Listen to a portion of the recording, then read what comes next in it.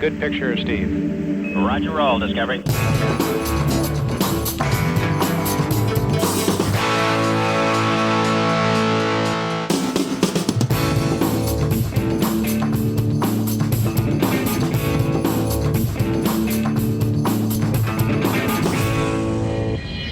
Cette semaine, la fine équipe de RLM va aborder le thème de la santé connectée. L'Internet des objets va-t-il nous permettre de mieux nous soigner et de mieux vieillir?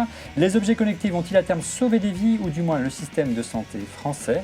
Sommes-nous à l'aube d'une nouvelle révolution ou victimes du marketing des géants de la tech? Faut-il avoir peur de leur confier nos données médicales? Débat. Bonjour à tous, soyez les bienvenus dans On refait le Mac, alias ORLM. Soyez bienvenus ici dans le studio Dailymotion qui nous accueille chaque semaine et qui nous diffuse en exclusivité dès le vendredi soir sur notre chaîne. Donc soyez attentifs et abonnez-vous à notre chaîne Dailymotion. Et pour débattre avec nous de la santé connectée cette semaine, Youv Digel de iHealth. Bonjour Youv. Bonsoir Olivier. Youv, c'est en train de demander de venir avec nous parce que tu es on peut le dire, un spécialiste de la santé connectée. En fait, je suis plutôt un spécialiste de la santé. Ouais. Et la connexion est arrivée. Tu as déjà pris 2 fois l'attention depuis le début de cette émission, mais bon, voici. Je suis fabricant de matériel médical depuis une vingtaine d'années et la connexion est arrivée et j'ai rajouté la connexion. C'était une évolution naturelle de mon métier. C'est-à-dire que tu faisais des tensiomètres, des produits classiques qu'on pouvait voir, on peut trouver en pharmacie ou sur prescription médicale, et tu leur as donné une vocation peut-être un peu plus grand public via la connexion Ça m'a Internet. permis d'ouvrir une meilleure relation avec le patient, que le patient puisse mieux comprendre ses symptômes. Mais ça reste encore un dispositif médical. En tout cas, tu es un observateur attentif pour comprendre les enjeux de la santé connectée. Autre observateur attentif en duplex de son domicile, Jean-Michel Billot, une figure incontournable de l'Internet français, président fondateur de l'atelier BNP Paribas, éditeur de la newsletter e-santé et animateur du Bio Show. C'est complet, Jean-Michel? Oh, il y a encore bien de choses à ajouter. Le mari de Madame Billot qui me tient au cœur tous les jours. En tout cas, merci de m'avoir invité. Je revois Fanny, Cédric et Yves, que je n'avais pas vu depuis très longtemps, pardon. Et ils n'ont pas vieilli. Oui, en tout cas, oui. Avoir des de santé. Alors, c'est pas parce qu'on va parler de la silver economy qu'on t'a invité ce soir, Jean-Michel, mais en tout cas, voilà, tu seras un témoin précieux. Celle qui sourit, qui rigole, tu en as parlé, c'est Fanny Bouton, c'est notre atout charme de cette émission du magazine H, magazine de l'actu techno et de FannySparty.com. Bonjour Fanny. Bonjour Olivier, ça va? Ça va bien. Alors vous le savez, Fanny, c'est notre vigie des réseaux sociaux. C'est elle qui récolte vos questions sur Twitter via l'hashtag ORLM et le compte On refait le Mac. Est-ce qu'on a beaucoup de questions ce soir, Fanny? On en a pas mal, Bon. Et autre habitué d'On refait le Mac, autre historique de cette émission, il s'agit bien sûr de Cédric Ingrand de la chaîne Info qui se passionne pour la santé connectée. Bonjour Cédric. Tu m'étonnes, hein. Mais pas tant finalement pour les petits appareils, tous ces petits trucs qu'on s'accroche partout, le Quantified Self, que sur les effets à long terme, sur la façon en fait dont la santé va nous être garantie, délivrée, etc. On va en reparler. Alors on va en parler même tout de suite si vous êtes d'accord avec You. On en parlait en préambule, tu proposes depuis quelques années déjà, tu as ces précurseurs dans ce domaine des objets connectés liés à la santé. Alors il y a des oxymètres de pouls, des tensiomètres, des balances connectées, des glucomètres. Alors la santé connectée, est-ce que quelque part, d'abord c'est une réalité, mais au-delà, est-ce que c'est pas un petit peu un gadget? On sait qu'en matière d'objets connectés, il y a énormément de produits qu'on adopte, des montres connectées, des capteurs, des choses comme ça, qui finissent souvent au fond du tiroir. Quel est ton argument pour que les gens, finalement, conservent ce produit sur le long terme? Il faut différencier objets connectés et instruments médicaux connectés. Un instrument médical connecté reste un objet connecté, mais tous les objets connectés ne sont pas des instruments médicaux. Ils sont enregistrés à l'ANSM. S'il y a lieu d'être remboursés, ils sont remboursés par la Sécurité sociale. Ce sont des instruments, des dispositifs médicaux. C'est-à-dire qu'ils sont agréés par un organisme. Tout à fait. Ils sont cliniquement validés, ils sont testés. Auquel il faut être très attentif au moment d'acheter un objet de ce genre. Mais j'entends souvent cette platitude, oui, sans porter préjudice à ce que tu dis, ouais, que les trackers d'activité ne servent à rien, que les gens les utilisent pendant 2-3 mois et ensuite ça disparaît, c'est du bien-être connecté. Mais regarde, moi je suis peut-être le meilleur exemple. J'ai sorti un nouveau tracker d'activité et je l'ai porté pendant 1 mois pour me forcer à marcher 10 000 pas par jour. Parce que c'est ce qu'on recommande. Parce que j'avais découvert qu'en fait je marchais 3 ou 4 000 pas par jour. Et au bout d'un mois, il est vrai que je m'en suis lassé et j'ai mis ça dans le tiroir et j'ai arrêté de le porter. Mais aujourd'hui, je continue de marcher les 10 000 pas par jour. Donc l'objet connecté, même si ce n'est pas un truc d'utilité quotidienne, m'a permis une prise de conscience qui était bonne pour ma santé. Mais il y a quand même une différence entre le bien-être connecté et la santé connectée. C'est vrai que tu es d'accord avec la vision de Youve, à savoir que le tracker d'activité en général est un élément de motivation et qui permet à un utilisateur lambda de prendre conscience de son état de santé et la nécessité tout simplement de bouger. Le problème, c'est toujours le marché faustien que tu conclus avec ces appareils connectés. Où, bah oui, parce que, bon, tu l'achètes. Donc, une fois que tu l'as acheté, c'est un peu ce qu'on appelle toujours le syndrome de la machine à raclette, tu vois, de l'appareil à raclette. C'est, tu l'achètes en disant, putain, ce truc va changer ma life. Ouais. Et tu te le mets au poignet et tu mesures tout au début, tu es comme un fou, comment tu dors, comment tu cours, comment tu baisses, tout ça. Et ça te renvoie finalement un peu les mêmes données tous les jours parce que ton rythme de vie, il est ce qu'il est, sauf si t'es James Bond, tu vois. Mais donc voilà, donc tu dis, ok, donc je fais 7200 pas par jour en moyenne, ok, ça. Et puis au bout d'un moment, t'en as marre de le recharger parce qu'il t'affiche toujours les mêmes données. Ce serait un peu comme une montre qui serait bloquée sur la même heure. Tu dis, bon, voilà. Donc ça t'a rendu un service qui te permet d'en apprendre plus sur toi-même. Pour autant, les services plus sur le long terme, ils sont plus, à mon avis, justement, à chercher du côté de la santé pure et dure.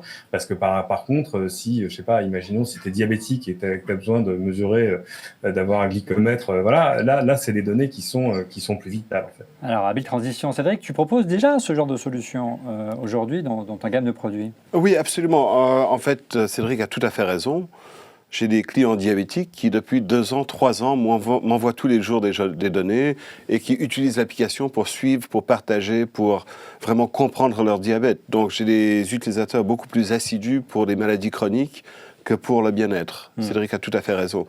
Et un autre facteur très important, c'est que sur le bien-être, une grande majorité des gens qui achètent ce type de produit n'en ont pas nécessairement besoin.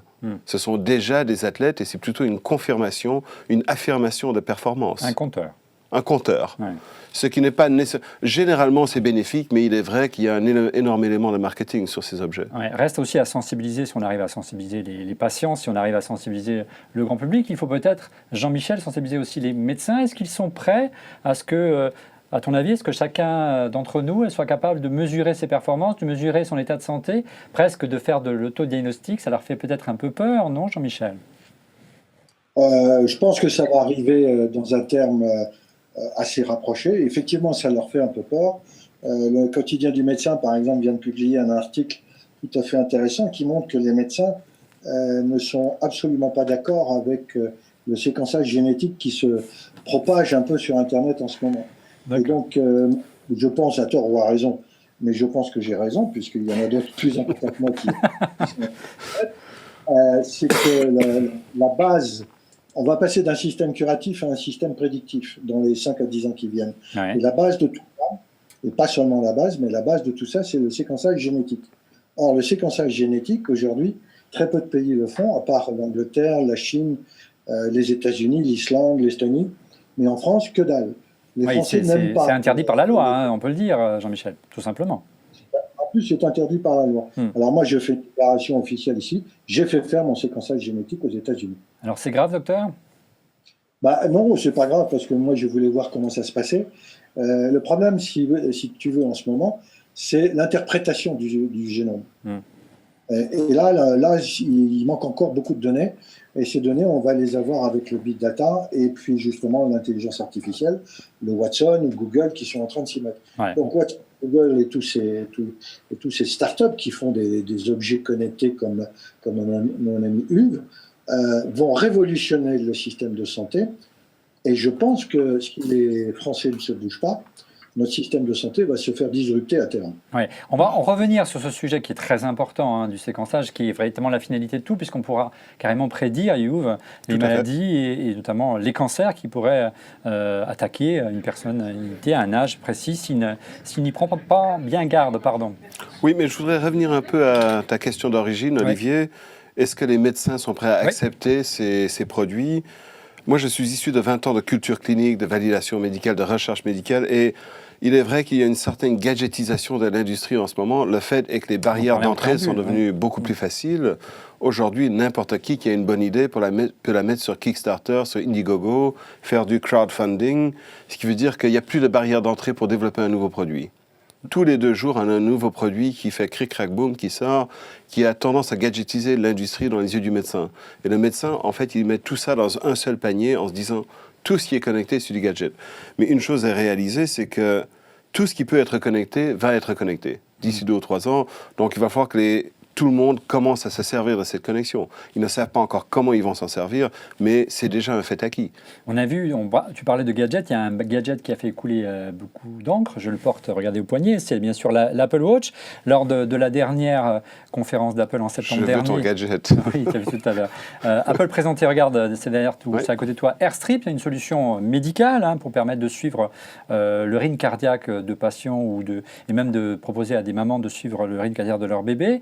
On sent qu'Apple réfléchit à des usages d'ordre médicaux sur la montre d'Apple. Est-ce que c'est de l'info ou de la tox? Est-ce que ce ne serait pas ça, finalement, à terme, la killer app de l'Apple Watch? Non, je ne pense pas que c'est ça qui va définir la Apple Watch dans le futur. Mais une chose qui est certaine, c'est que l'arrivée de ce qu'on appelle aujourd'hui les GAFA, les Google, Amazon, Facebook, Apple... On va en parler ce soir. ...dans la santé est en train de faire rentrer la santé dans votre vie de tous les jours. Ouais. Ce qui vous paraissait absurde il y a 10 ans paraît aujourd'hui une presque évidence. On ne peut pas imaginer de se promener sans son téléphone. Et le fait que votre téléphone puisse éventuellement prendre votre rythme cardiaque, compter le nombre de pas, aujourd'hui, ça paraît tout à fait évident. Mais il y a 10 ans, c'était la science-fiction. La science-fiction est aujourd'hui devenue réalité. Un instrument de mesure universel que l'on porte quasiment en permanence. Tout à fait. En fait, la première génération de la santé connectée était basée sur ce qu'on appelle du wearable technology, où les gens ils choisissent d'acheter un objet, de l'utiliser, de le porter. Et de plus en plus, on est en train de passer à une technologie de forgettable, où on oublie la technologie, de l'oubliable, je ne sais pas si ça se dit en français, où la santé, on la porte sans en être conscient. C'est un peu aussi le propre d'une montre. Là. Absolument, tout à fait. Il faut la charger tous les soirs. Cédric, ou d'un téléphone. Ou d'un téléphone. Cédric, ce scénario et ce futur, qui n'est pas forcément la science-fiction, de faire de la montre un objet qui pourrait à terme sauver la vie de son utilisateur, est-ce que tu y crois ? Je ne serais pas aussi dramatique que ça, mais qui permet de surveiller des choses précises. Tu disais tout à l'heure que la finalité de tout ça, c'était le séquençage génétique. En fait, pas vraiment. Le séquençage génétique, il sert à te donner on va dire, des pourcentages de risque, à te dire, tiens, tu as un gène qui te met dans un groupe plutôt à risque pour telle ou telle maladie. Ça ne va pas te dire, tu vas tomber malade. Et si tu as le même risque que tout le monde sur une maladie précise, ça ne veut pas dire que tu l'auras jamais. Donc, en revanche, le fait que la montre embarque des capteurs, oui, c'est intéressant parce que je pense que c'était ça la limite de tous les bracelets connectés qu'on connaît, c'est que ils avaient 3 fonctions, ils ont 3 fonctions, et qu'une fois que tu as fait le tour de ces 3 fonctions, tu as tendance à le remettre au tiroir ou à pas le renouveler si tu le perds, etc. La montre, on sait les services que rend une montre, on sait encore plus aujourd'hui les services que peut rendre une montre connectée. Si on peut embarquer comme un cheval de Troie à l'intérieur des fonctions qui vont servir à ta santé, là, ça devient très intéressant. Pourquoi il y a autant d'appétence aujourd'hui autour du marché de la santé connectée ? Regardez ce chiffre qu'on a honteusement volé à nos confrères de la Tribune, qui montre l'évolution du marché des seniors jusqu'en 2050. Regardez, en 2050, il y aura 31,8% de la population qui seront des personnes de plus de 60 ans. On comprend, Youv, que les industriels, Apple, les géants de la tech s'intéressent fortement à ce marché-là, d'autant plus qu'en 2050, ce sera nous, voire même on commencera vraiment à être des clients qui utiliseront ces objets-là, sachant que nous, on a baigné dans le digital, dans le numérique, et on n'aura pas trop de difficultés à les utiliser, ce qui n'est pas le cas de nos parents aujourd'hui. De temps en temps arrive une technologie qui va redéfinir la décennie où elle est née. Aujourd'hui, sur la planète Terre, on est à peu près 50 000 centenaires. Il y a 50 000 personnes qui ont plus de 100 ans. Et d'ici 2030, on sera 30 millions de centenaires. C'est dans quelques années. C'est dans une quinzaine d'années, il y aura 30 millions de personnes qui ont plus de 100 ans, en tant qu'espérance de vie, ce qui est tout simplement gigantesque. Quand on a commencé la santé connectée, le marché n'était pas encore prêt en 2009, ou 2008, 2009. Généralement, la réaction de tous les fabricants de téléphones, c'était que c'était un truc qui ne servait strictement à rien. parce que le nirvana de la santé connectée n'était pas encore né. La réaction des Apple et des Samsung de ce monde, c'était plutôt de dire les seules personnes qui utilisent un smartphone, c'est les jeunes, c'est les geeks, des personnes super branchées. Mais ceux qui souffrent de maladies chroniques, ce sont des personnes âgées. Donc on est en train de créer des produits pour un marché qui n'existe pas. Mais maintenant, en fait, le smartphone est rentré dans les mœurs et les habitudes des consommateurs. Presque tout le monde, tous les téléphones seront des smartphones d'ici 2 ou 3 ans. Vous ne serez pas capable d'y échapper. Et si on peut intégrer des technologies de mesure dans ces smartphones qui vont aider les personnes à mieux vieillir, et c'est ça le but. C'est pas de vieillir, mais de mieux vieillir pour que les gens ils puissent vivre d'une manière plus intéressante jusqu'à l'âge de 80, 90 ans. Jean-Michel, une réaction d'abord aux commentaires de You et peut-être aux chiffres de la tribune. Hein. Je rappelle 31,8% des personnes de plus de 60 ans sera une composante de la population française d'ici 2050. Jean-Michel. Les baby-boomers arrivent à la retraite, et donc maladie de tous ordres qu'il va falloir gérer d'une façon ou d'une autre. Moi, je vois ici dans mon bled, on est 220 foyers. 80 foyers ont au moins un senior à domicile, et sur les 80, il y en a 15% qui sont en maladie longue durée. Ouais. Et aujourd'hui, on n'a plus de Toubib localement présent. Alors, on fait quoi? Donc, et au-delà, tu parlais tout à l'heure de santé, non pas curative, mais prédictive, hein, tu m'arrêtes si je dis une bêtise, ça montre aussi que ça peut être un moyen d'améliorer le système de santé.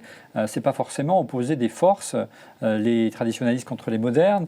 Faut-il rembourser ou pas rembourser? Il s'agit véritablement de rendre service aussi, tout simplement, aux patients. Une chose, c'est que ça permet de faire voyager la donnée plutôt que de faire voyager le patient. Ouais. Un patient âgé a beaucoup plus de difficultés à voyager que de tout simplement envoyer ses données à un médecin. Ouais. Donc c'est certainement un plus. On n'a pas encore vraiment... C'est encore la science-fiction, ça, aujourd'hui. Oui, Hein. on y est presque. On n'a Ouais. pas vraiment... On sait comment faire la technologie, mais on ne sait pas encore l'utiliser. C'est exactement ce que disait Jean-Michel à propos de l'ADN. Ouais. L'ADN est le livret d'instructions pour écrire la vie. On a déchiffré l'ADN, mais on n'a pas vraiment commencé à s'en servir. La prochaine étape, c'est vraiment d'écrire des nouveaux romans en utilisant le langage de l'ADN. Alors, une chose est sûre, c'est que les géants de la tech se positionnent. Hein. Vous avez bien compris qu'il y a un enjeu très important, un enjeu social, mais un enjeu financier considérable, vous l'aurez compris également. Et Apple, en tout cas, s'est positionné avec son propre standard, baptisé HealthKit. Donc, vous la connaissez, c'est sur iOS 8. Depuis iOS 8, c'est l'application santé. Tu peux un petit peu nous présenter cette technologie? Qu'est-ce qu'elle a de particulier? Est-ce que toi, tu l'as adopté? Bien sûr. Ce standard pour iHealth. En fait, j'ai un partenariat très fort avec Apple. Systématiquement, nos produits sont tous compatibles avec toutes les plateformes d'Apple, en plus d'Android et tous les autres. Mais Donc, la philosophie d'HealthKit, c'est quoi? C'est d'avoir un carnet de santé dans son téléphone? Tout à fait. C'est un agrégateur de données qui vous permet de non seulement voir les données d'un instrument, mais de plusieurs autres instruments qui sont compatibles, qui acceptent de partager leurs données avec le HealthKit. L'idée, c'est que vous arrivez n'importe où dans le monde et que vous dites à votre médecin, voici mon tableau de bord de santé. Ce n'est pas encore tout à fait assez évolué, mais d'ici quelques années, ce sera un réflexe de base qui est d'arriver chez son médecin et de dire où vous êtes en voyage, vous présentez votre HealthKit et le médecin a accès à toutes vos données d'une manière ludique, facile à comprendre. Ça c'est l'affinité. Aujourd'hui, on se contente simplement d'agréger, de collecter les informations en clair. Donc, on sait déjà que l'iPhone collecte, mais pas des choses comme ça. L'ensemble des informations collectées par tes différents appareils sont automatiquement transmises à l'iPhone. Donc. Ah non, pas du tout.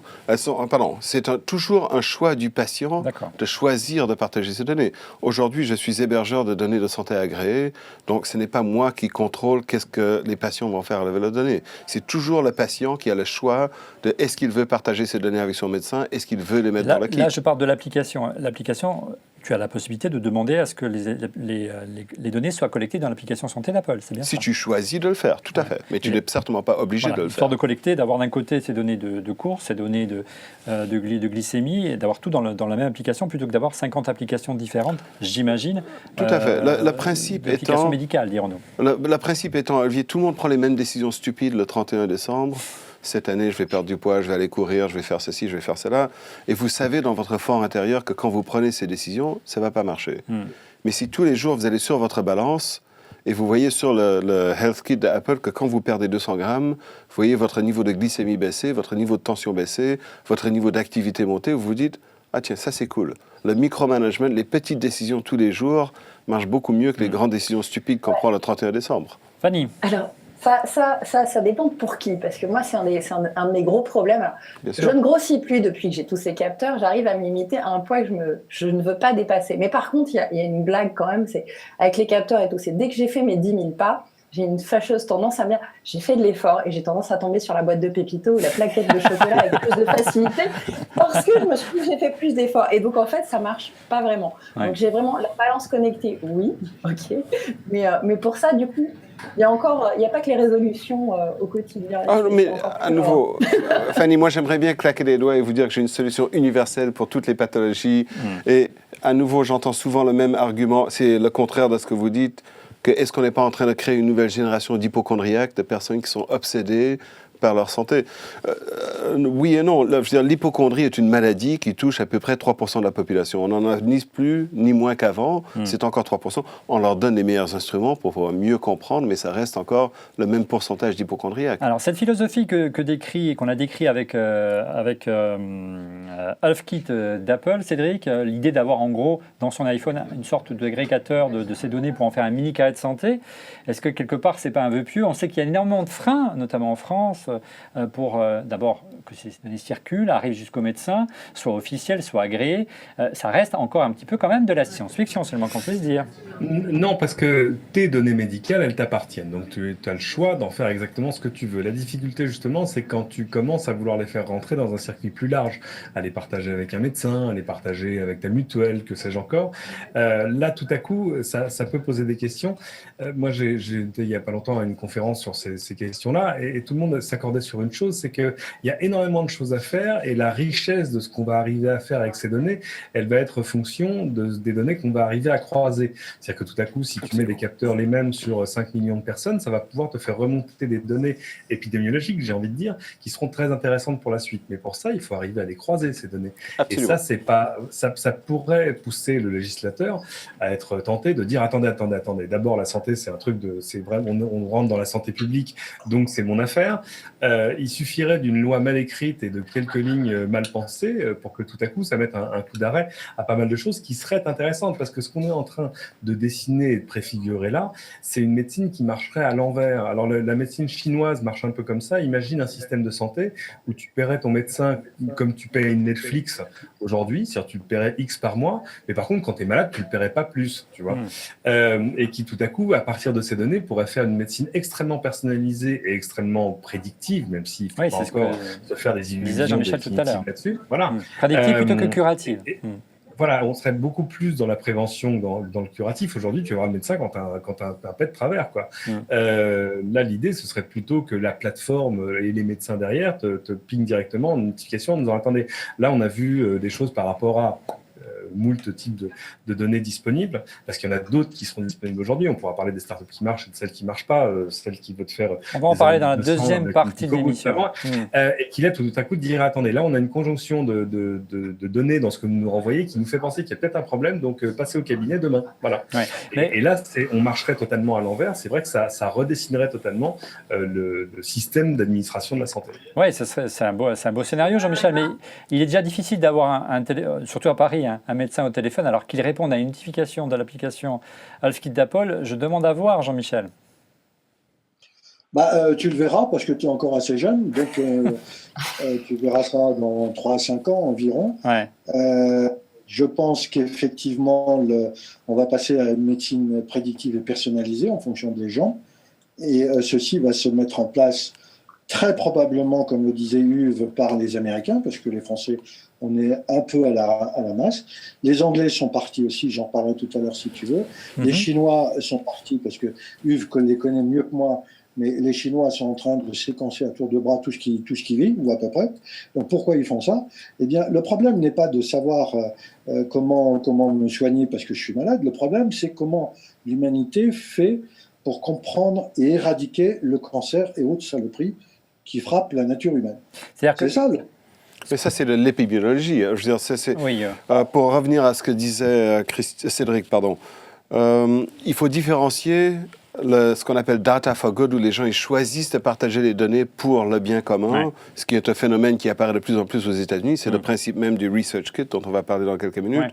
Après les questions de Fanny, Mais notre génération sera probablement définie comme la génération qui a, j'utilise le mot abandonné, mais qui a abandonné son droit à la vie privée, où on décide de partager les données d'ici quelques années. De manière volontaire. Oui, mais partager ces données d'ici quelques années, ça sera à peu près la même chose qu'un don d'organes. Oui. On va choisir de partager les données pour le bien commun. On partage les données pour son bien-être, mais aussi, et on le verra dans la deuxième partie de l'émission, parce qu'elle permet de faire des études à grande échelle, grâce à ces capteurs que l'on a sur nous, que ce soit même nos téléphones, et d'avoir, je dirais, une matérialisation à grande échelle d'études qui auparavant nécessitaient d'énormément de moyens pour avoir un retour aussi précis. Tout à fait. Aujourd'hui, vous avez 7,8 milliards de personnes sur la planète qui, d'ici quelques années, auront tous accès à un smartphone. Et donc qui peuvent collecter des données et permettre tout à fait. Concrètement de faire des recherches en matière de traitement de certaines maladies, notamment certaines maladies plus rares. Il y a beaucoup, Jean-Michel, d'inquiétudes autour de la collecte de ces données, le mythe de la big data. Il y a souvent cette image qui est donnée, et tu imagines que Google vende mes informations privées à ma mutuelle ou à ma banque et refuserait un crédit. Est-ce que c'est un scénario qui te semble plausible? Qu'est-ce que tu peux dire pour rassurer ceux qui auraient peur que leurs données médicales soient consultées à leurs dépens? Chez les Gaulois, ils ont peur. Ils ont toujours peur que le ciel leur tombe sur la tête. Mais on a des lois. On a des lois oui. qui gèrent. Aujourd'hui, on est hébergeur de données de santé agréées. Ce qui veut dire que même moi, je n'ai aucun accès à ces données. Pour moi, les données me sont utiles que si elles sont anonymes. Parce que si elles sont anonymes, je peux m'en servir pour faire de la recherche. Mais toi, parce que tu es en France ou toi, parce que tu es aussi... Parce que je suis devenu hébergeur de données de santé en France. Mais qui est Google le standard le plus Google stringent. ou Apple qui a Cupertino, c'est pas forcément la même loi. C'est pas du tout la même chose. Mais ceci étant dit, les lois pour les données de santé aux États-Unis sont gouvernées par ce qu'on appelle le standard HIPAA. HIPAA, c'est H-I-P-A-A, ça veut dire Health Insurance Portability Accountability Act. C'est pour empêcher les mutuelles ou les assurances d'avoir accès aux données. Et de croiser les informations. Et de croiser les informations et de vous faire payer plus. Mais c'est un système de santé complètement différent. Je suis un peu contre ce que dit Jean-Michel, je suis désolé de te contredire Jean-Michel, de dire que la France est à la ramasse. C'est pas du tout vrai. Le système de santé en France est le meilleur système au monde. On a encore du travail à faire, mais c'est pour moi un système de santé absolument extraordinaire pour l'utilisateur final. Sachant que tu es d'origine canadienne, hein, donc ça a encore plus de valeur ce que tu dis là. Oui, Jean-Michel. Non, mais je suis tout à fait d'accord avec Hugues, mais le problème, il n'est pas là. Le problème, c'est le français de base qui, lui, rechigne à les mettre... Moi, je le vois tous les jours sur mon wall Facebook parce que j'en parle tout le temps. Les gars, moi, vivant, jamais je mettrai mes données de santé sur je ne sais quoi. Alors, mais les mêmes personnes vont aller les mettre sur Facebook. Oui, ils mettent leurs données sur Facebook. Et en réalité, vous demandez à n'importe quel patient qui souffre d'une maladie chronique, quand on a une maladie chronique, on est défini par son mode de vie. Et donc, si on apporte une solution à cette personne, généralement, un patient chronique, on lui dit « Est-ce que vous acceptez de partager vos données pour faire la recherche, pour améliorer votre pathologie ?» Une grande majorité des gens, ils vont dire oui. C'est ce qu'on appelle le data for good, où les gens ils choisissent de partager les données. Mais aujourd'hui, le problème, c'est que le choix n'est pas encore éclairé, parce qu'on est tous en train d'agiter ce fantôme de la sécurité des données, mais en fait, c'est un faux problème. En France, les Français, aujourd'hui, veulent mourir éthiquement correct. D'accord ? Pardon, Jean-Michel ? En France, les Français, la plupart des Français ne veulent pas mettre leurs données de santé ou que ce soit, et ils veulent mourir éthiquement correct. Je préfère ne pas mourir du tout. Qu'est-ce que tu veux dire par équipement correct ? Je ne saisis pas, pardonne-moi. Eh ben, ils ne veulent pas, comme disent le U, mettre leurs données de santé sur un cloud unique, parce qu'il faudra à terme, non pas 60 data centers de santé comme il y a en France, il en faudra un ou deux, dans lequel les gens vont être un immense réservoir de données de santé, de génétique et autres, dans lequel le big data va pouvoir jouer et découvrir les mécanismes du cancer et autres saloperies. C'est ça l'avenir, c'est pas autre chose. Et pas simplement, aujourd'hui, ce qu'on fait, on se limite à faire avec la carte vitale, par exemple, qui sont des données qui ne sont pas communiquées également, mais qui sont limitées, je dirais, au dossier médical de chaque patient, quoi. Vous êtes en train de vivre une fin de civilisation. C'est tout. En fait, même le problème des assurances est un faux problème. Parce que même si on donnait accès aux données aux assurances, elles n'ont pas le droit de s'en servir. C'est un des seuls pays au monde où les mutuelles n'ont pas le droit de différencier avec un patient s'il a du diabète, s'il est hypertendu. La mutuelle n'a pas le droit de vous dire on vous offre un service différent à vous, Olivier, parce que vous avez du diabète. Là, c'est un partenaire de santé. Fanny ? Sur les mutuelles, peut-être pas, mais dans les banques, par exemple, c'est le cas. Si vous avez le moindre petit truc cardiaque à partir de 40 ans, on vous assure plus sur un achat immobilier, par exemple. Vous avez tout à fait raison, et c'est pour ça que la France est aujourd'hui le pays avec les lois les plus stringentes sur la sécurité des données. Et c'est la raison pour laquelle moi j'ai choisi de mettre mes serveurs européens en France pour être hébergeur de données de santé en France. Donc il y a à la fois un énorme travail d'évangélisation pour convaincre les utilisateurs de te suivre dans cette aventure et de manière générale tous les acteurs de l'essai dans cette aventure. Il y a une spécificité française, on en parlait avant de préparer cette émission, qui fait que c'est vrai qu'on est très jaloux et à juste titre de cette particularisme français de protection sociale, d'État-providence. Et quelque part, ce serait aussi une avancée majeure pour, plutôt que de réduire les dépenses ou les remboursements des médicaments, réduire les dépenses médicales parce qu'on arriverait mieux à prévenir ce type de maladie grâce à ces objets connectés. Ça, c'est une vraie réalité. Absolument. Je veux dire, si on ne peut pas gérer une pathologie si on ne sait pas quelles sont les données de cette pathologie. Les modèles nordiques de l'assurance et de la santé sont complètement différents. C'est aussi un État providentiel où tout le monde a accès à une santé qui est perçue comme étant gratuite. Mais depuis 20 ans, le gouvernement dit aux gens, faites attention, c'est à vous de prendre soin de votre santé. Vous êtes partie de la solution de la santé publique, tandis qu'ici, c'est plutôt le système d'adversariat. Quoi qu'il arrive, je serai couvert. C'est pas ma responsabilité de prendre soin de ma santé. Donc il n'y a pas de responsabilisation. Tout à fait. Ouais. Et il faut que j'aille m'acheter des nouvelles lunettes. J'en ai pas besoin, mais il faut que j'épuise mon forfait. Mon forfait avant la fin de l'année. Donc ça me fait penser que tu as raison, il faut que je me dépêche. Oui, non, mais vous voulez dire, c'est merveilleux d'être en France, mais par contre, ça déresponsabilise. Ça responsabilise les gens. Et un des enjeux de la santé connectée, c'est de transformer l'utilisateur en acteur de la santé publique. On donne la parole à Cédric et on conclut sur ce sujet avant de passer aux questions de Fanny. Cédric. Non, c'est intéressant parce que le problème, c'est que c'est pas quelque chose qui va arriver du jour au lendemain. C'est-à-dire que c'est des choses qui vont entrer dans la vie des gens de manière progressive. Or, pour que ça marche, il faut que ce soit, j'ai envie de dire, acceptable. Et c'est pas évident parce que là on touche à des choses qui sont parfois même de l'ordre de la croyance. Hein. C'est pas, on n'est pas forcément dans une pensée purement cartésienne. Donc tu sais, les gens ont déjà du mal à comprendre que Google se fout pas mal de savoir qui tu es. Ce qui l'intéresse, c'est ton profil, parce que c'est pas toi qui le vend aux annonceurs, c'est ton profil. Mais là on touche à des données qui sont les plus intimes de nos données personnelles. Donc et puis on touche à la vie, on touche à la mort, on touche à plein de trucs. Donc ça va de toute façon être relativement compliqué, sauf à ce qu'il y ait une sorte de bénéfice immédiat à changer de système. Mais je suis assez d'accord avec tout ce qui a été dit jusque-là. Les résistances, tu vois, incarnées dans le système tel qu'il est aujourd'hui, dans toutes les professions de santé, l'assurance et le reste, vont faire que, de toute façon, ça va pas être facile.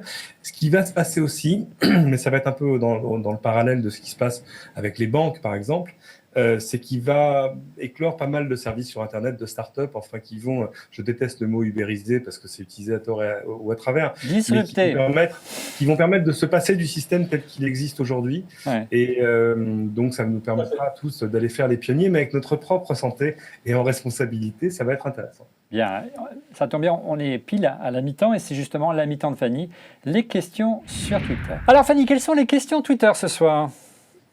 Alors écoute, la première, on me demande, est-ce qu'avoir un objet connecté encourage vraiment les non-sportifs à faire du sport, c'est-à-dire à marcher au moins les 10 000 pas recommandés? Tous ces gens qui ont acheté les bracelets, est-ce qu'ils se bougent vraiment ou pas? Qu'est-ce que te donne, alors je sais que tu ne peux pas regarder tes données, mais qu'est-ce que te donnent tes études utilisateurs, des Renault? Une grande majorité des gens qui achètent, comme je l'ai dit un peu plus tôt, ce sont des gens qui sont déjà des sportifs et qui veulent une affirmation de leur performance. Mais ceci étant dit, il y a quand même un certain pourcentage, si je devais deviner, ça doit être entre 20 et 25%, des gens qui achètent un produit pour s'améliorer. Et ce qui est surtout important, ce n'est pas le fait que ça vous montre combien de pas que vous avez marché. Ça vous montre aussi le nombre de calories que vous avez brûlées. Ça vous donne aussi un enjeu sur l'application où vous pouvez, si vous marchez au plus de pas, vous avez des trophées, des trucs. Donc, c'est de l'incentivisation. Infantilisation. Non, pas non, pour incentives. Je ne sais pas comment ça se dit. Cédric Oscour? Incentive, ça vous encourage. Oui, très bien. C'est de l'encouragement. Mais c'est vrai que ça peut être aussi de la motivation à bas bruit, j'ai envie de dire. Je connaissais l'exemple de ce patron de start-up qui avait un vrai problème de poids et qui avait essayé des régimes, enfin peu importe. Et puis est arrivé à Je le connais, non? la première balance de iHealth, de WeThings. The Things. Et lui disait, il s'était pas astreint à un régime particulier, il s'était juste astreint à se peser, je sais Tous les plus, jours. une fois par jour, une fois par semaine, Ouais. et juste pour avoir l'information. Et c'est amusant de voir à quel point, en fait, il a perdu du poids de manière graduelle, juste parce que il s'astreignait à avoir cette information et à voir son évolution dans le temps. Voilà, ça matérialiser sa courbe de poids, tout simplement. Ce qu'on oublie Voilà, si on regarde pas de la même façon façon que ton bracelet d'activité peut te pousser à prendre l'escalier plutôt que l'ascenseur une fois de temps en temps. Avant de redonner la main à Fanny, j'ai une petite question qui m'est venue entre-temps. On sait qu'il y a plein de systèmes de collecte d'informations, de données sportives. Alors on sait qu'il y a différentes catégories de sport, la marche, la course à pied, le vélo, l'aviron et j'en passe. Apple, c'est plutôt les pas. Par exemple, chez Nike, il y avait une approche très, très originale qui fonctionnait en fonction d'une norme bien à eux, qui était aide-moi. Enfin bref, c'était assez original. Quelle est on n'a pas trouvé encore l'unité de mesure universelle pour ça. Mais en fait, aujourd'hui, les montres deviennent de plus en plus complexes. On vient de calories, lancer. tu vois. On fait des calories. Maintenant, on vient de lancer la iHealth Wave qui mesure aussi une montre de natation qui va mesurer 4 nages différentes, le nombre de laps, de longueur de la piscine. Ouais. Et qui est étanche à 50 mètres, et en même temps qui va mesurer le nombre de pas, qui va automatiquement détecter si vous faites des pas, si vous faites de la course. Ça va aussi, ce qui est très intéressant pour les personnes âgées, ça va mesurer la rapidité des pas. Et ça, c'est très important. Si on remarque qu'une personne âgée marche de moins en moins vite, ça veut dire qu'elle a de plus en plus de problèmes. Et donc, les montres deviennent de plus en plus avec une ubiquité sur énormément de solutions. Ouais, j'étais en train de regarder sur Google si je trouvais l'unité de mesure de Nike, mais vous qui nous regarderez donneront le nom sur Twitter, c'est trop tard. Autre question suivante, Fanny, merci. Alors, hier, Satya Nadella était dans les parages. Oui. Non, pardon, excuse-moi, c'est Tim Cook qui aurait dit. Il était à Paris, mais il était plus à Londres qu'à Paris. C'était Satya Nadella qui était hier à Paris. Je disais. Reviens, Fanny, reviens. Je reviens. Tim Cook aurait dit qu'Apple avait un device médical en préparation, mais que ce ne serait pas l'Apple Watch. Est-ce que vous aurez des infos là-dessus? On va demander à You, qui travaille main dans la main avec Apple. C'est une question piège. Bien essayé. Oui, en effet. Donc tu confirmes. La santé est devenue le nouveau nirvana. Ne me fais pas dire des choses que je ne veux pas dire. Vas-y. Mais la santé est devenue le nouveau nirvana du business. On l'a dit en préambule de cette émission. Oui. Donc tout le monde, la santé touche 100% des gens. La maladie ne touche qu'un pourcentage des gens, mais la santé touche 100% des gens. Donc par définition, tout le monde veut se lancer en santé. Et il est vrai qu'il y a des grandes innovations qui arrivent, non seulement chez Apple, mais aussi la même innovation, d'après ce que je comprends, arrive aussi chez Samsung. Cédric, une réaction peut-être?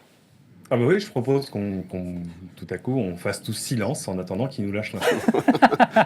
À mon avis, il faudrait que je ne serve pas de l'eau, mais peut-être une boisson un peu plus forte, c'est pas ce que je veux dire. Ça manque d'alcool en fait. Voilà, il faudrait que je demande à Rodrigo de nous passer un petit peu de son whisky japonais redoutable. Mais on va le travailler après l'émission. Hein. Suivez nos réseaux Twitter. On pourrait faire comme dans tu sais, Qui veut gagner des millions, c'est est-ce que je peux appeler un ami? Il faudrait appeler Jean-Louis Fréchin, je suis persuadé que lui aussi, c'est de quoi il retourne. On va essayer de se renseigner. Question suivante, Fanny. Alors, dernière question, la fiabilité peut-elle vraiment être au rendez-vous comparée aux accessoires professionnels sur ces objets connectés? Car les professionnels de santé. Mais absolument. Un tensiomètre d'un médecin est-il plus précis qu'un tensiomètre d'ailleurs que j'achète dans le commerce? Absolument pas, parce que je suis fabricant de matériel médical, non seulement grand public, mais aussi professionnel depuis plus de 20 ans. Et à nouveau, la connexion ne rend pas l'instrument plus ou moins précis. C'est tout simplement un truc en plus sur le tensiomètre. J'ai aussi une grande gamme qui s'appelle iHealth Pro, qui fait du débit cardiaque, la fraction systole éjectée, des ECG pour les médecins.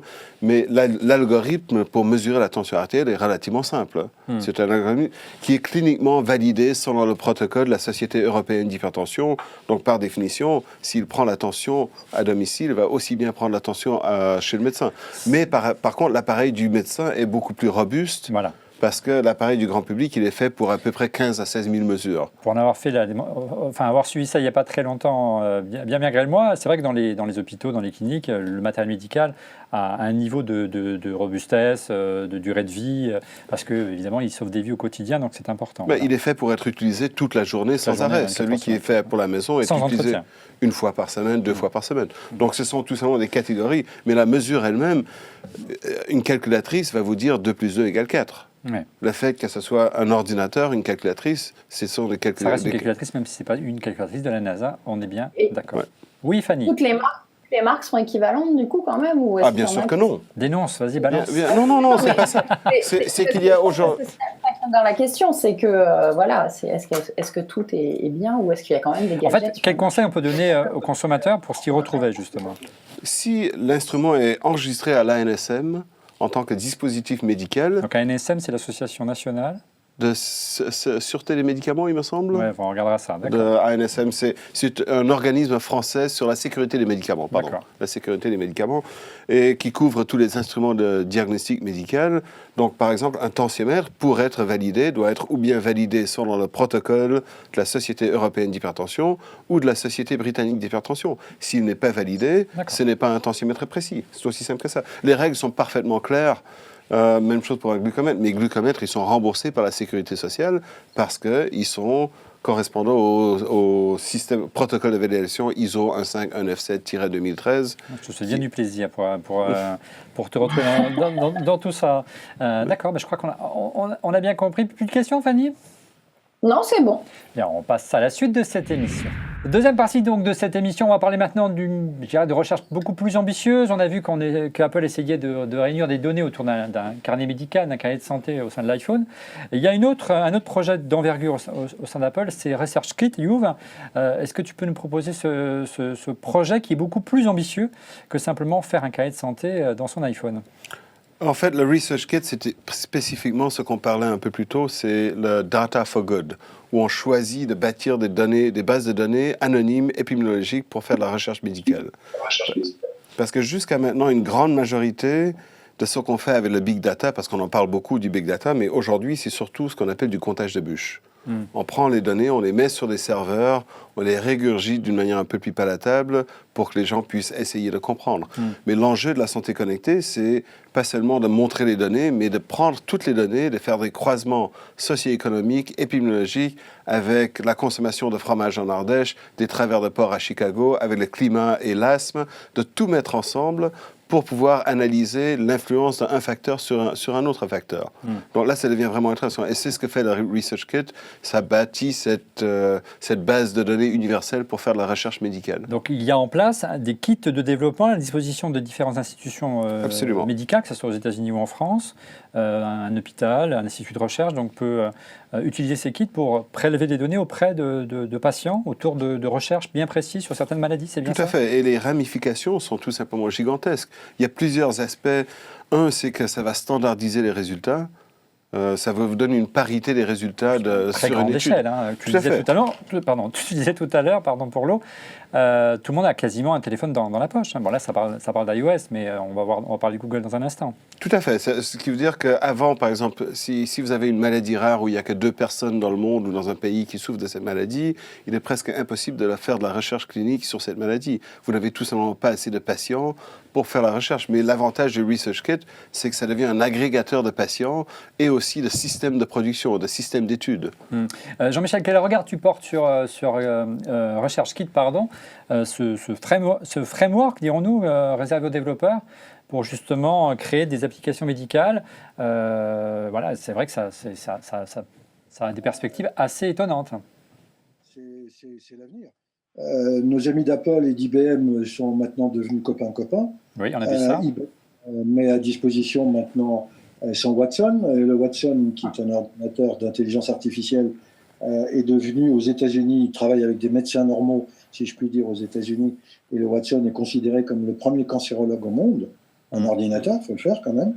Et donc, ces gens-là sont en train de, comme l'a dit très très bien Hugues, la santé, ça concerne les 7 milliards d'êtres humains sur cette Terre, et la santé prédictive, c'est être suivi pour ces 7 milliards de personnes à terme d'être suivi comme Netflix. Pour $10 par mois, on va suivre votre santé. Donc ça, c'est un marché absolument colossal et qui va débouler dans les 5 ans qui viennent. Alors Google vient d'arriver aussi dans ce domaine avec Calico. Enfin, Google s'est cassé en plusieurs morceaux, dont Calico, dont Life Science, Life Search, je ne sais plus. Et donc ces gens-là sont en train de mettre sur pied, ils ont embauché des tonnes de PhD pour étudier tout ça. Et L'Oréal fait de l'eau savonneuse pour enlever les rides des braves dames, etc.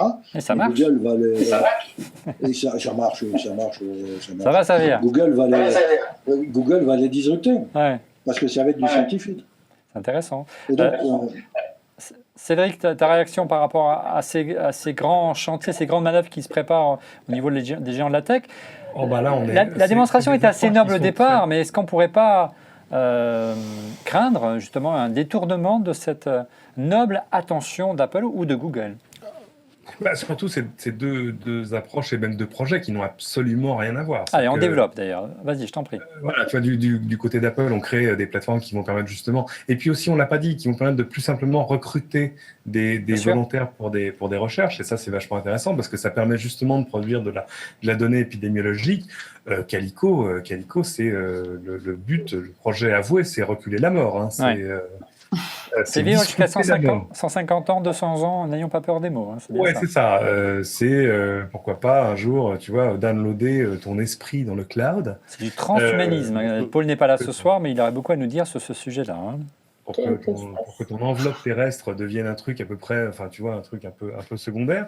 Donc non seulement, bien sûr, Jean-Michel a raison, ils ont engagé un nombre de spécialistes absolument ahurissant, et puis c'est du très très gros level, c'est-à-dire que tout à coup, ça fait partie de ces projets un peu foufou que seuls Google et d'autres peuvent s'amuser à financer, parce que leurs fondateurs ont décidé que c'est ça qu'ils avaient envie de faire, et puis voilà, si ça coûte 500 millions, ça coûte 500 millions, ça coûte 5 milliards, ça coûte 5 milliards.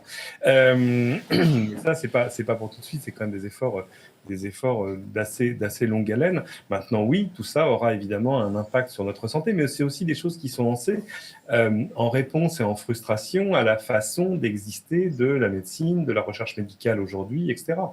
C'est pas juste des danseuses ou des plateformes qui vont permettre de faire avancer les choses. Un système de santé trop normatif, c'est ça, Cédric ? Pardon ? Trop normatif, le système de santé pour Google et Apple ? C'est de toute façon extrêmement normé, bien sûr, ouais. Mais c'est normal. Mais après, il y a quand même un curseur à mettre c'est-à-dire quand le normatif te freine. Regardez ici, on attend toujours le lancement en vrai du DMP, du dossier médical personnel, qui est censé être ce truc. C'est-à-dire, tu vois, on a été précurseur sur la carte vitale. C'est un peu notre Minitel, on est arrivé avant tous les autres, mais c'est toujours on est en train un peu de rater les trains suivants. Alors que le DMP, serait une super idée, mais ça fait combien de temps que c'est dans les cartons ? Ça fait quoi, 10 ans, 15 ans ? Et voilà, et ça ne sort pas pour des raisons où là j'avoue que je maîtrise pas du tout, mais on voit bien que si Uber l'avait fait, ce serait arrivé tout de suite. Oui, mais parce que Uber a un intérêt économique à ce que ça sorte, peut-être moins les pouvoirs publics. Tu voulais réagir au propos de Cédric Huve ? Oui, parce que moi j'ai l'impression qu'on est en train de confondre les trois. Allons-y. Pour moi, le Research Kit, c'est un instrument pour aider les gens à faire de la recherche. Collecte d'informations. Tout à fait. C'est l'équivalent pour moi de Excel pour la comptabilité. Donc, vous pouvez faire de la comptabilité, mais en utilisant du papier, mais ne pas utiliser Excel, c'est complètement stupide quand on est comptable. Là, qu'est-ce qu'a gagné Apple par rapport à ça, concrètement ? C'est un projet vraiment de data for good. Oui. D'établir Apple comme un partenaire de recherche clinique.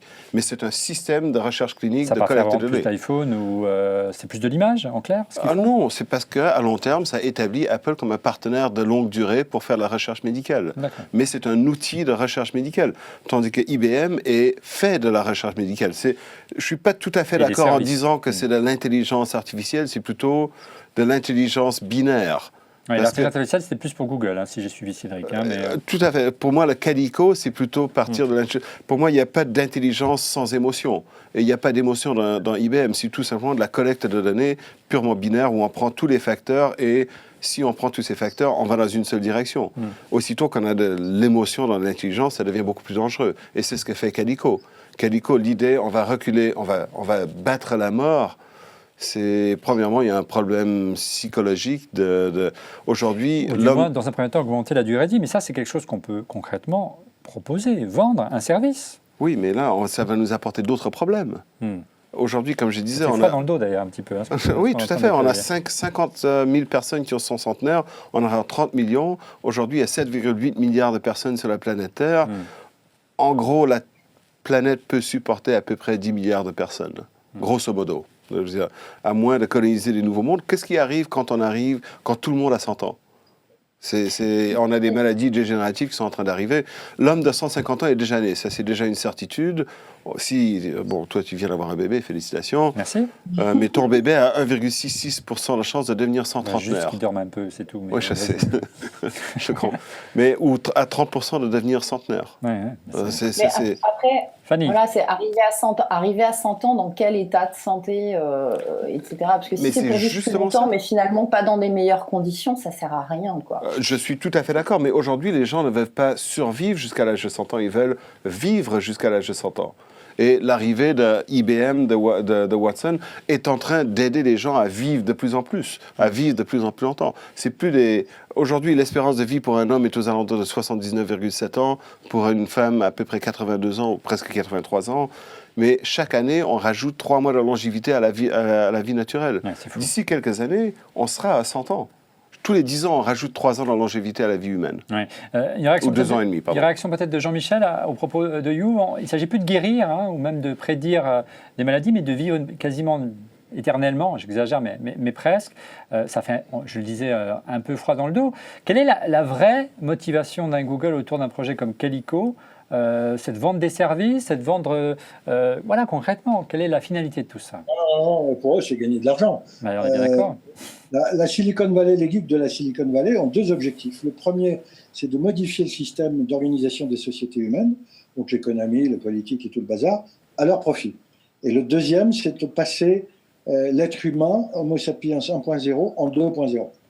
C'est ça qu'ils veulent faire. Donc ils ne veulent pas mourir, les mecs. Des cyborgs, tu veux dire? C'est ce que tu es en train de me décrire, quasiment?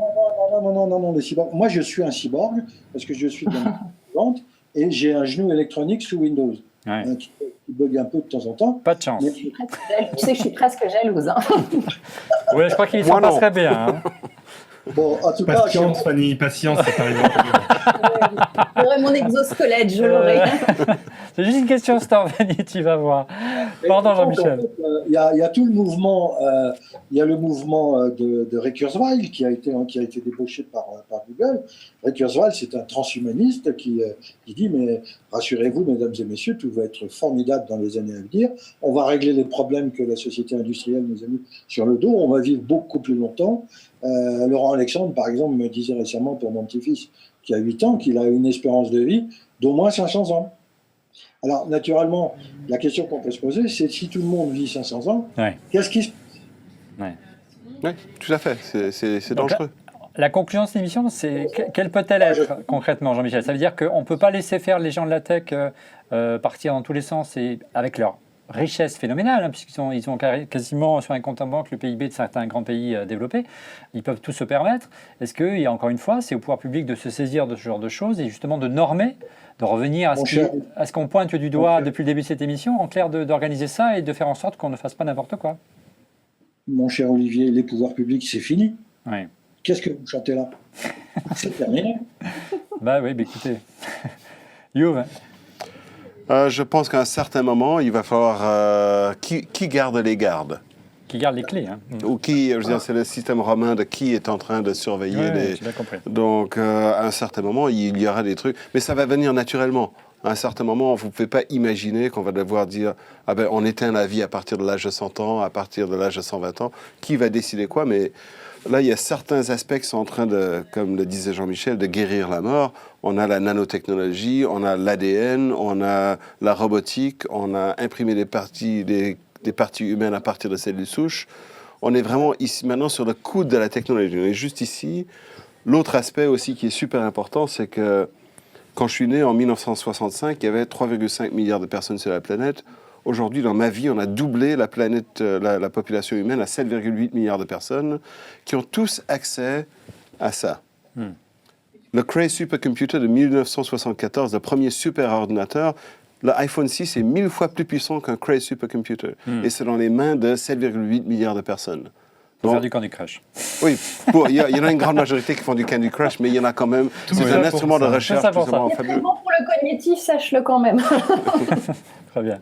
Oui, et puis au-delà, c'est vrai que quand on regarde, je regardais un documentaire sur Apollo il n'y a pas très longtemps, sur les premiers astronautes qui ont marché sur la Lune, et c'est vrai que l'ordinateur de bord du LEM, il faisait 8 KO, hein, ça tourne la tête et on se rend compte des progrès techniques qu'on a pu faire. Une petite peut-être conclusion de Cédric, c'est vrai que les pouvoirs publics, Jean-Michel le soulignait, il n'y en a plus.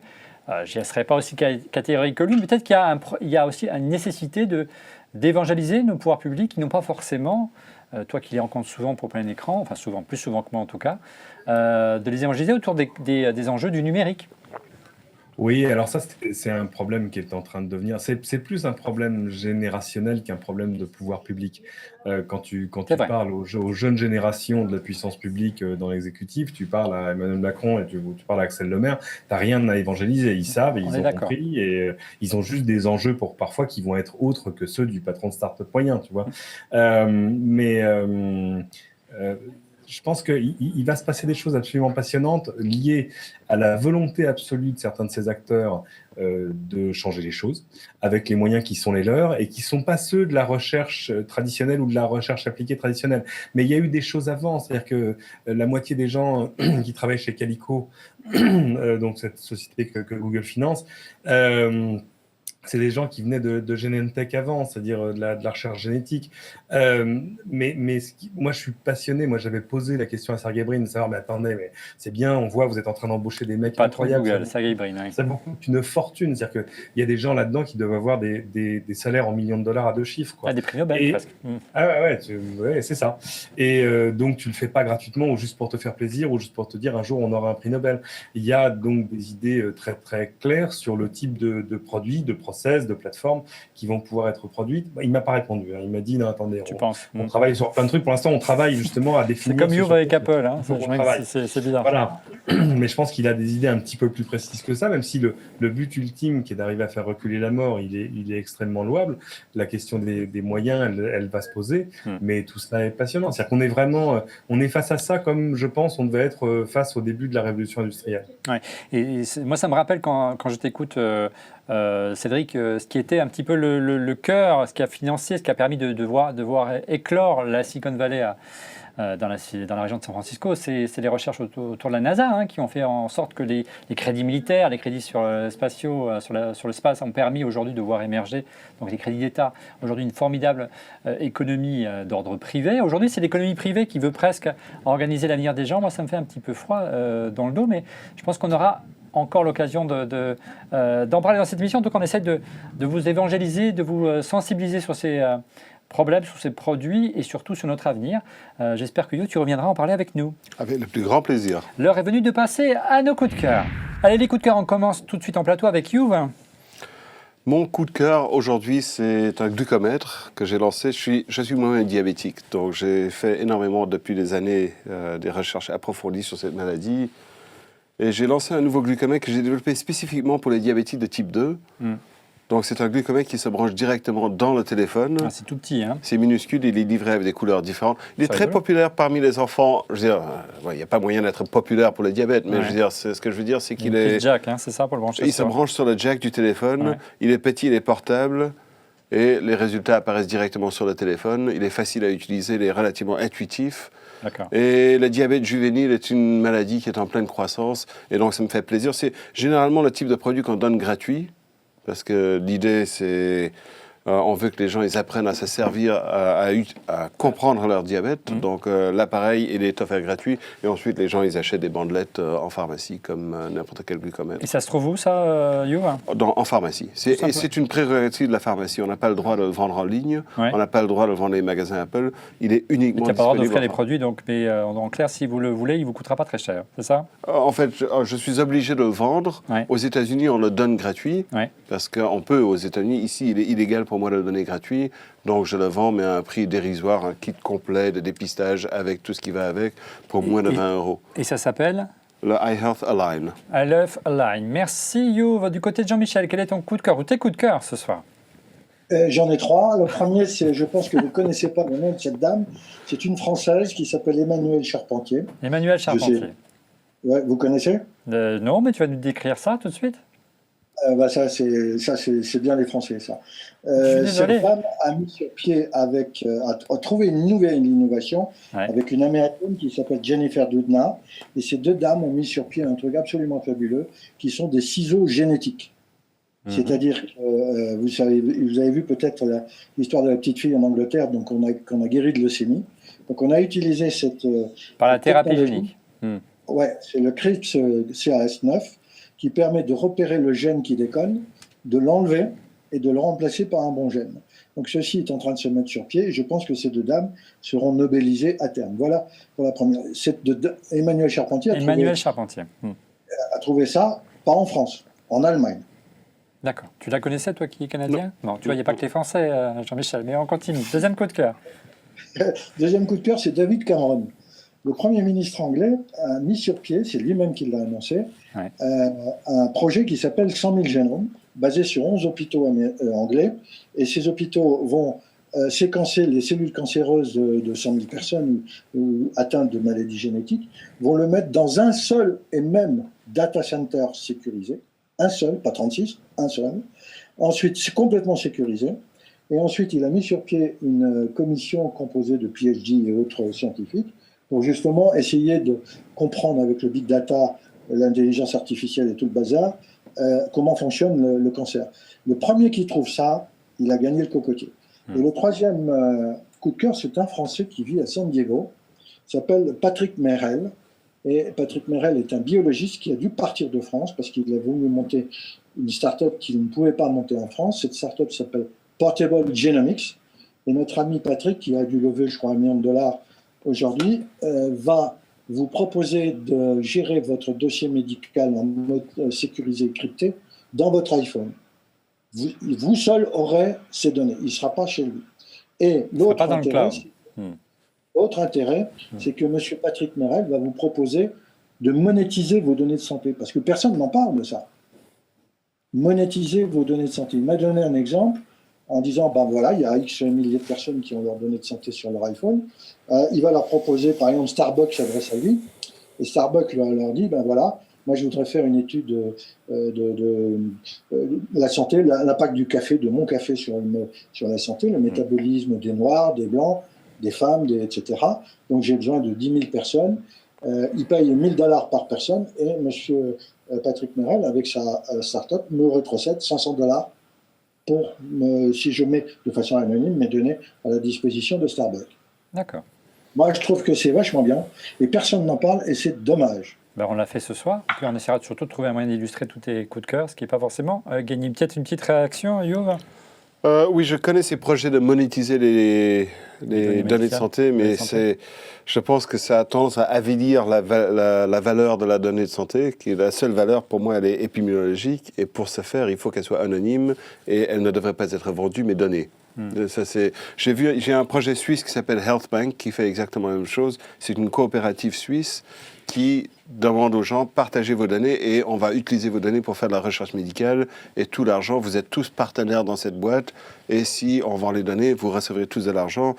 Mais est-ce que là, on n'est pas vraiment en train de pousser le pire côté de la maladie? Est-ce que les gens, je ne dis pas que les gens vont vouloir être malades, mais est-ce que ça pousse les gens à ne pas se soigner pour le côté bête et vénal? Est-ce que les gens devraient avoir le droit de vendre leur sang? De même qu'on ne doit pas demander sa carte bleue avant de soigner un patient, peut-être qu'il ne faut pas non plus l'inverse. L'inciter à... Donc, c'est une ligne un peu délicate. Donc, il y aura peut-être des gens qui le feront bien. Aussi, l'idée d'avoir son génome dans le téléphone. Par contre, c'est une idée intéressante. N'importe quel hacker peut casser dans un téléphone. C'est relativement simple. On peut se faire voler son téléphone. Ou se faire voler son téléphone. Et donc, il y a certains... Et généralement, on sait que, oui, en théorie, on est protégé par des mots de passe qui devraient être encryptés, mais généralement, la grande majorité des gens, leur mot de passe pour le téléphone, c'est 9999, et s'il y a un mot de passe, c'est le nom de leurs enfants. Et donc, que je change mon mot de passe. Fanny, quel est ton coup de cœur ce soir? Alors écoute, mon premier coup de cœur, c'est ça. Regarde, c'est un petit robot. Alors c'est encore un Amiibo, tu vas me dire. Bah oui, c'est encore une figurine de chez Nintendo. Non, C'est J'en veux un. Chibi Robot qui sort avec le jeu. Alors c'est un petit jeu de plateforme. Sur Nintendo mignon, DS, c'est hein. bien pour les enfants, pour le réflexe, etc. C'est un petit côté Mario. Elle est restée Mario dans connectée le sur monde. l'émission de la semaine dernière sur l'Apple TV, hein, d'ailleurs. Voilà, non mais. Donc il y a ça. Et mon deuxième coup de cœur, regarde, c'est un truc que j'ai imprimé toute seule. Tu vois, t'arrêtes pas de me montrer des câbles, etc. Ouais. Regarde. Pour protéger ces câbles Apple, bah, tu vois, tu peux Ouais, imprimer pour On disait que quasiment la rien. semaine dernière, Ce Fanny, petit que les objet en câbles Apple plastique. n'étaient pas très solides et avaient tendance à se déchirer. Pour pas dire la cochonnerie, hein. Désolé pour Apple, mais Voilà, c'est la vérité. bah, regarde, moi j'ai imprimé mes protège-câbles toute seule comme une Voilà, grande. il faut une imprimante 3D à la maison. Ça fait cher le câble, hein, quand même, Fanny. Mais excuse-moi de te Ça sert demander, à plein de trucs, mais du coup j'ai pas besoin de racheter des câbles. Oui, You. les câbles Apple sont moins solides que ceux que tu utilises pour ton appareil Android? Non, mais non, mais par exemple, ils sont moins solides que ceux d'Extreme Ils Mac que sont j'utilise beaucoup et qui sont plus beaucoup plus fragiles. costauds. Voilà. Ah, d'accord. Voilà. ok. Non, ils ont tendance à se déchirer très facilement. Ouais. Moi, j'ai. Moi, j'ai pas souvenir d'avoir un câble micro USB qui soit tombé en panne. Hein. Ouais, tout à fait. Quasiment Les pas. seuls, Moi, qui, ça les m'est seuls qui n'ont arrivé. pas marché, c'est quand j'achète des ersatz, des Ouais. faux câbles. Ouais. Mais ceux qui sont d'origine Apple, moi j'ai toujours eu. Non, des- ils marchent, mais ce que tu veux, ils vieillissent très mal, très Ils se rapidement. cassent, enfin, là, J'ai pas un casque. ils se cassent Voilà, tout voilà. le temps, j'ai pire. Et Et au moi, niveau de la prise, on en parce flingue. que c'est vrai Les que. Lightning, on en a flingué 10 par an. Quoi. Ah ouais, C'est- moi, Ok, j'ai ok, un vrai peut-être. cimetière de câbles Lightning à la maison. Et c'était déjà le cas avec l'ancienne génération du câble large dock de l'iPod et de l'iPhone. Et à force de tirer dessus, hein, mais c'est voulu, on finit par arracher et on voit le gainage qui approche et on finit par les prises électriques. Donc Ça coûte combien un câble? ça va valoir autour de 19 € un câble d'Apple quand même. Donc c'est cher payé pour ce que c'est, croyez-moi. Merci Ok. Fanny. Cédric, ton dernier coup de cœur ce soir. Avant-dernier, parce qu'il arrive juste après. Oui, ça tombe bien, j'en ai un seul. Oui. C'est un objet high-tech proposé par Disney. Ça s'appelle Circle. Alors en fait, c'est une start-up qui a inventé une sorte de petit... je vais essayer de le faire simple parce qu'en fait, le fonctionnement est très compliqué. Ce que ça fait est très simple. C'est un petit routeur Wi-Fi qui permet de faire du contrôle parental. Parce que le problème, évidemment, c'est qu'aujourd'hui, tu installes des applis de contrôle parental ou des Bien. machins sur le PC des enfants, sur tout ça. Il faut que tu l'installes sur tous les écrans de la maison. C'est quasi impossible. En plus, évidemment, tes enfants, ils désactivent ça en 2-3 mouvements. Demande à Fanny. Et, Oui, les yeux fermés, avec un bras dans le dos. ou alors, tu es forcé, tu vois, d'aller directement sur ton routeur Wi-Fi et de dire ouvert, fermé, telles heures, tel machin. C'est hyper compliqué à gérer. Là, ce que fait Circle, c'est qu'il te permet de gérer les choses de manière un peu fine. C'est-à-dire que tu peux évidemment définir l'heure du coucher en disant les chéris, après 21h, Facebook, c'est mort. Ou tu peux dire, attends, il est hors de question que vous passiez plus de 8 heures par semaine sur Minecraft, par exemple, quelles que soient les heures où on utilise. Et du coup, ça te permet d'avoir une gestion un peu fine. Le fonctionnement, il est incroyable parce qu'en fait, ça hijack tes paquets, ça fait un truc de hacker. Mais toi, en tant qu'utilisateur, peu importe, l'important, c'est que ça fonctionne. Ça sort aux États-Unis, malheureusement, celui-ci, ça va coûter une centaine de dollars. L'application avec laquelle tu fais ça est remarquablement bien faite parce que ça permet aussi de dire, voilà les devices, voilà à qui ils appartiennent, qui ils utilisent, quel groupe d'âge et donc évidemment à quel groupe de contenu ils peuvent avoir accès. Je trouve ça bien pensé. J'ai pas un amour immodéré pour le contrôle parental, le filtrage, mais c'est juste parce que les enfants. Tu vas y venir, Bon, Cédric. Tu vas y venir. Attends, ça va venir. N'oublie Ça va venir. Tu vas y venir, laisse-les grandir. Et ben, tu vois, je nouveau serais truc content. pour refaire les adresses IP, tu sais, toutes les demi-heures pour pas que malade. Oh, et puis on va rigoler avec Je serais bien Snapchat, tu vas content voir. je serais bien content d'y arriver à une époque où justement on pourra faire les choses de manière avec un peu plus de discernement que juste on-off, fermé. Oui, la prise électrique, ça marche très bien. Merci, Cédric, de mon côté. Alors, on ne peut pas vous garantir dans cette émission la vie éternelle. Par contre, ce qu'on peut vous garantir, et par mon coup de cœur, c'est bien sûr le dernier iCreate. C'est vous garantir, c'est une meilleure vie de votre Macintosh. Regardez la couverture du dernier iCreate spécial El Capitan, le dernier système d'exploitation d'Apple, et puis également plein de tutoriaux autour d'iOS 9 pour vraiment maîtriser le système d'exploitation d'iOS. Voilà mon coup de cœur à iCreate, le magnifique magazine qui m'emploie et j'en suis bien heureux. Voilà, nous sommes arrivés au terme de ce 207e épisode de Refait le Mac. Merci de l'avoir suivi. Youv, tu reviens quand tu veux. On aura l'occasion de reparler de la santé connectée, de parler de la vitalité des startups autour de la santé connectée en France. Il y a beaucoup de startups françaises et en plus tu es implanté en France d'une manière très sérieuse. Hein. Tu as ton Oh, tout centre de à fait. recherche J'ai ici. mis mon centre de recherche européen ici à Paris. C'est un sujet qui me passionne et il faut aussi regarder iHealth. La semaine prochaine, on va faire énormément d'annoncements à Medica à Düsseldorf. Ouais. Et avant la fin de l'année, Bon. il y aura une nouvelle annonce de chez Apple. Bon, écoutez, voilà, on a un scoop ce soir. D'ici la fin de l'année, il y aura une annonce de chez Apple. Je suis très inquiet pour lui, là. Tu n'aurais pas dû dire ça, mais bon, bref, on oublie. Jean-Michel, tu vois qu'il y a quand même de l'espoir hein, pour notre beau pays, puisque Youv est venu s'y installer. Tu reviens toi aussi quand tu veux nous parler de tes sujets de passion qui tournent souvent autour de l'Internet. Comment on te retrouve tous les jours sur ton blog? C'est bien le cas, le Bio Show? À mon avis, avant de laisser partir Hugues, il faudrait que tu lui chauffes les pieds, comme on faisait dans le temps, et il va te dire exactement ce que tu veux savoir sur Apple. Bon, on va essayer de trouver ça dans les studios de Dailymotion. On va essayer de trouver peut-être 2-3 projecteurs là-haut. Devrait faire l'affaire, je pense. Merci Jean-Michel, tu reviens quand tu veux. On te retrouve sur le Bio Show, c'est bien ça? Merci Jean-Michel. Sur Twitter et surtout mon wall Facebook, parce que c'est là où je titille le Gaulois. Bon, on va continuer à te suivre et à te laisser titiller le Gaulois. Fanny, vous la retrouvez chaque semaine dans On refait le Mac, mais également dans une prochaine Fanny c'est parti. C'est bien ça, Fanny? Exactement, le 24 novembre, j'ai fait un truc pas du tout e-santé du tout. Je viens de commander 600 mini-burgers pour fêter Noël avec mes geeks. Waouh, Bon, du coup, je viens. Hein. Moi aussi. Vendredi 24 novembre, boire un café et j'aurai mon bonnet de Mère Bon, Noël. mais d'un côté, si on marche toute la journée avec les capteurs d'activité, ça devrait le faire, Fanny. Hein. Bon, et quant à Cédric, vous le retrouvez chaque semaine dans On refait le Mac. Tu reviens hein, la semaine prochaine, Cédric?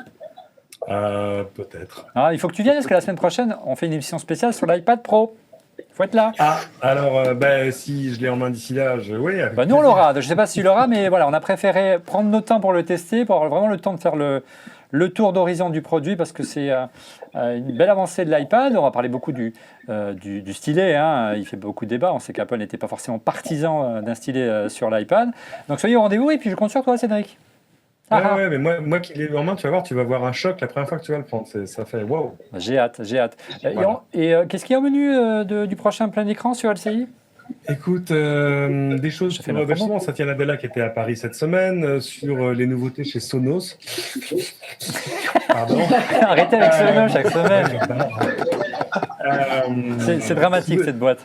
La bonne nouvelle du jour, c'est que si vous avez du Sonos chez vous, vous faites la nouvelle mise à jour et vous aurez accès à TrueSound, le truc qui permet de calibrer le son pour votre pièce et tout. C'est gratuit, hein, quel que Ça soit les marche super Sonos que bien. vous ayez jusque-là.